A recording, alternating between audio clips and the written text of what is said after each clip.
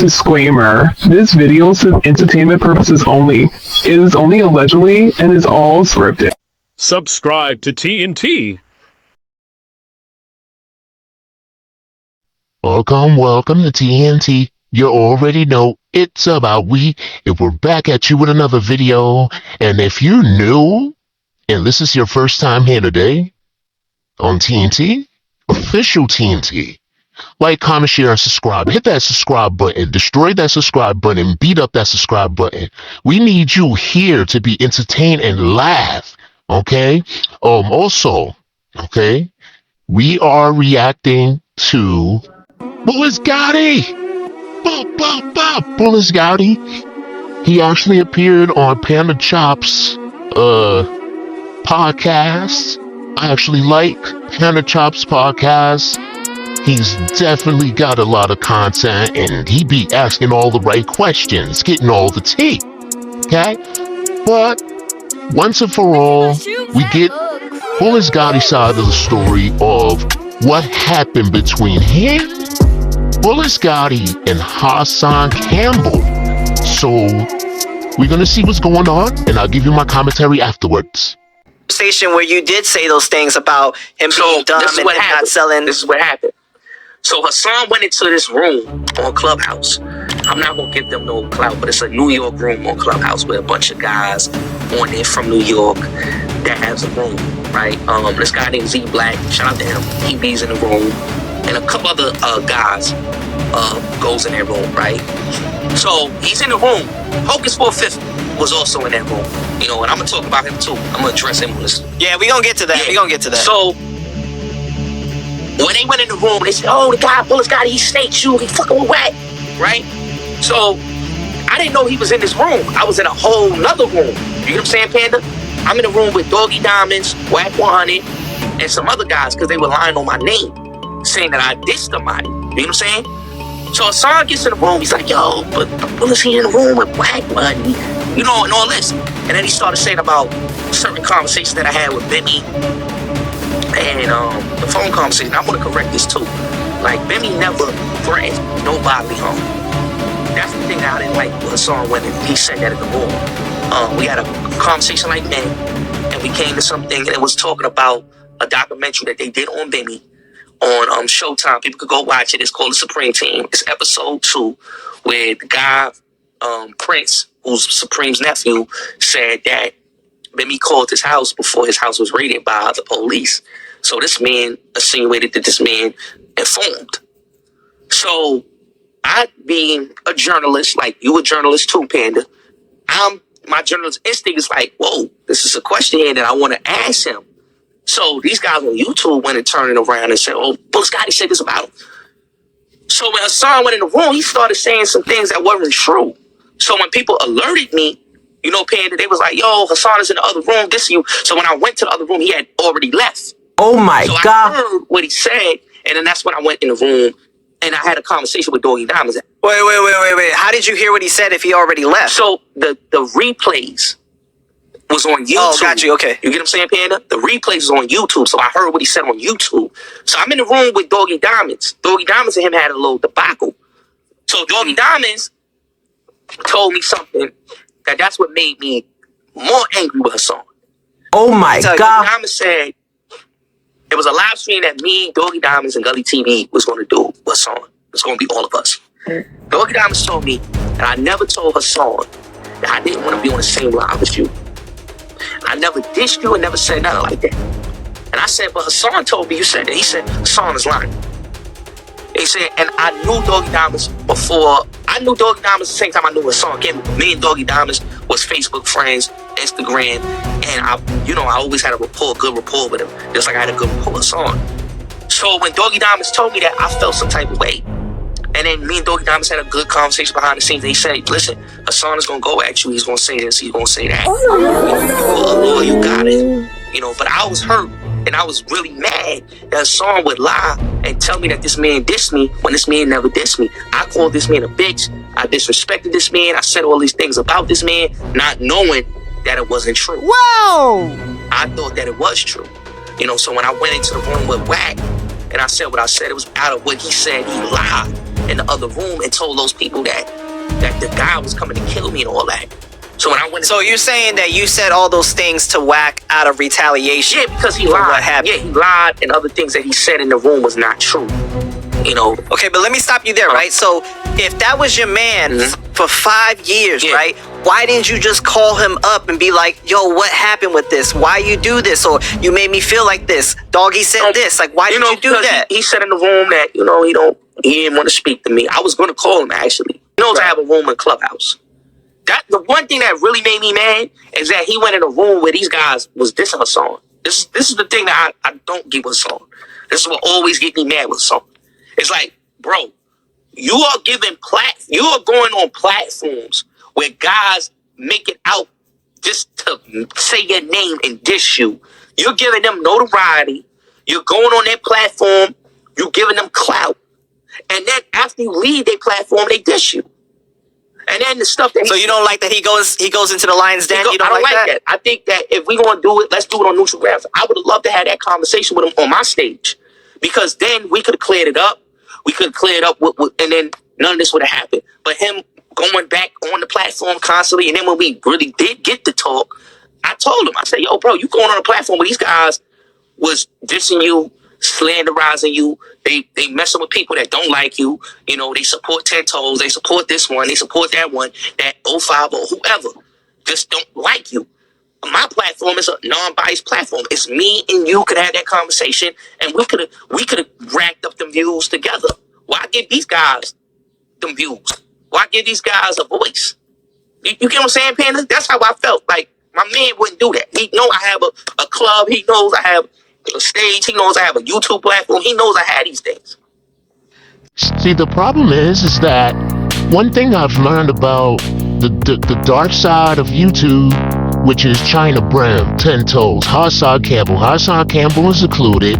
There's different parts of the dark side, okay? And one thing for certain I noticed about these YouTubers, these gangster YouTube gangsters, okay?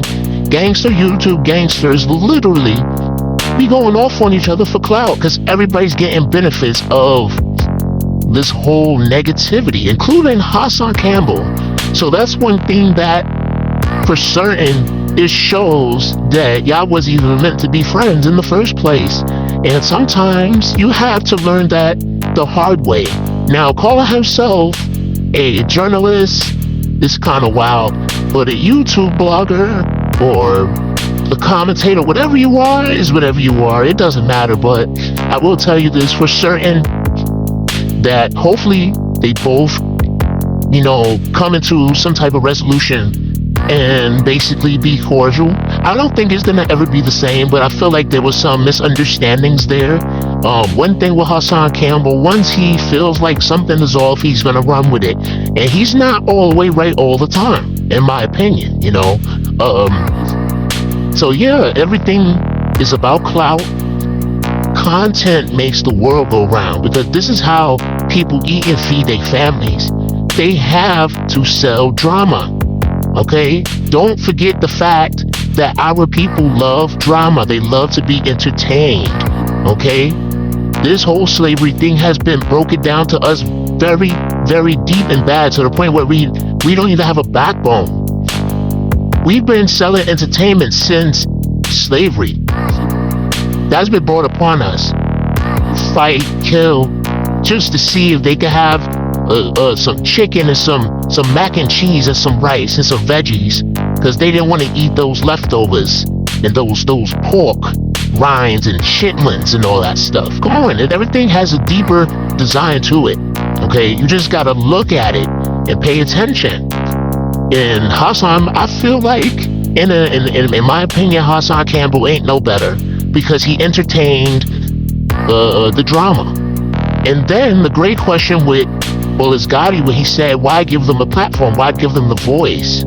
Because Hassan understands, in my opinion, that China Bram and Harlem Legends have following. 10 Toes Down actually holds his own, has his own following. Why not? If I'm gonna really argue with somebody and they mention my name and they getting clout off of it, why not entertain it and get clout off of the same way? I'm still going to get paid for my video responses to these ops, these YouTube ops, right? So the thing is, I feel like, never get personal with somebody unless you really know that, the friendship is very secure, because I feel like YouTube has broken many friendships and started beefs and started all types of wars and verbal assault. It's outrageous.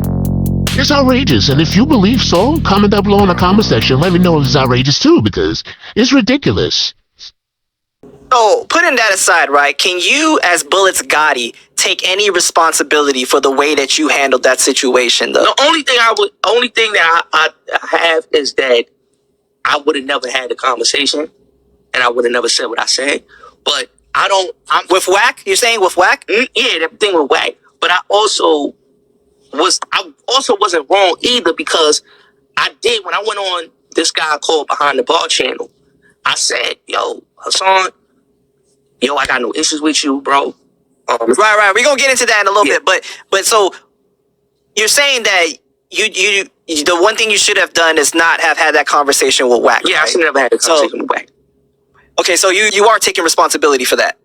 Yeah, Wack. Let me just say this about Wack100. Wack100 is a liar. He's a manipulator. He's a snitch. Well, we gonna get into your issues with Wack in a little bit, okay? So you jumping ahead. All right. But okay, so the whole thing was like, Hassan had an issue with you revealing that he was moving to Patreon. Yeah. Right? Yeah. It became like this big thing, Yeah. right? What exactly happened with that? Is because you said that in the situation with Wack? Yeah, that's what got him upset. The Patreon conversation when I said that. And then he went on YouTube with the trip, and then he just went crazy on me. And I apologized to him. I told him, like, listen, bro, I apologize for having the conversation. Did you talk on the phone after this? No, because I was gonna call him. I was gonna have, like I told you, Panda, I was gonna call him and have a conversation with him. But I just thought, like, what he said was like, it was like, nah, I can't have a conversation, bro, because he said things that was like kind of like violation, bro. Like, he was going in on me disrespectfully, and I never went at him disrespectfully. But bro, like, come on, you gotta think that the conversation that you had with Wack is viewed as his enemy, right? And then you having that conversation with him, he taking that as disrespect, though. Yeah, like I know, but Hassan knew. But let me just say this, Panda. Hassan knew that I was on Clubhouse. Wack was targeting my platform on the Clubhouse. You know what I'm saying, the Panda? And I didn't, some of my people was going on certain stages, and I was on certain stages with people, and Wack would be in the room. Now, he felt, me and him had that conversation about that.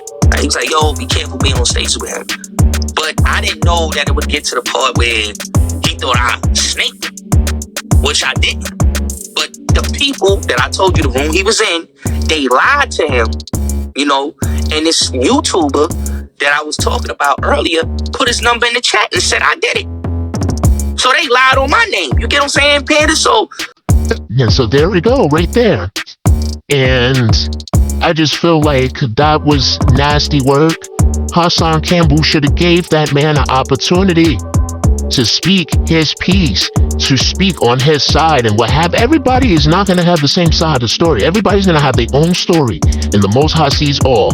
Now, I'm going to read the comment section of this video, Panda Chop, and the comment section just be jankin', okay?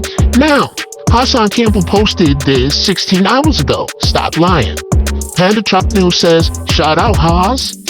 And then, Shinigami, 7 of 1, says, do you ever lie? Question mark, question mark, question mark. Now, here's my thing, right? Remember the video I posted the day before or the before that, where Haas talked about loyalty and disloyalty or whatever the case may be? What if he was actually talking about Bulletz Gotti? He should have been talking about 5 Dot. But the thing is that sometimes I feel like,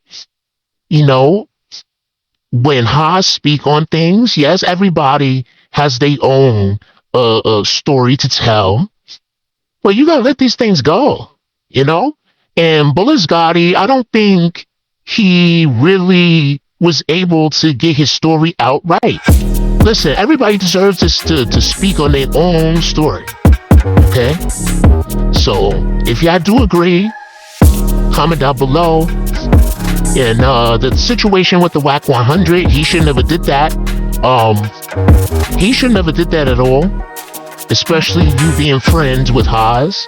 And if for what it seems like, it seems genuine that, you know, he really don't know. He really didn't know these things was gonna get worse and get out of hand.